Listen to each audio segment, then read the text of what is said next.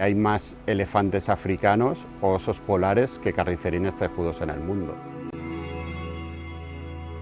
Desde la Fundación Global Nature llevamos desde hace mucho tiempo un proyecto de conservación del carricerín cejudo. Es una pequeña ave, la más amenazada de Europa Occidental. Bajo su protección podemos trabajar en la conservación de los hábitats y en la conservación de muchas otras especies que también se encuentran muy amenazadas o en peligro de extinción y que encuentran en los humedales su hábitat perfecto para vivir. Los humedales mediterráneos son como estaciones de servicio a lo largo de las rutas migratorias de las aves y por tanto su conservación es muy importante. Más del 40% de especies de aves amenazadas en algún momento pues su ciclo depende de los humedales.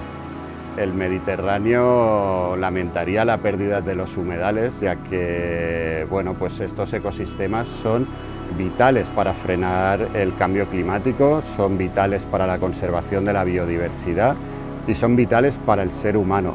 Yo creo que hay que ser optimistas, trabajando conjuntamente entre ciudadanos, entidades públicas, entidades privadas, vamos a conseguir la recuperación de estos ecosistemas.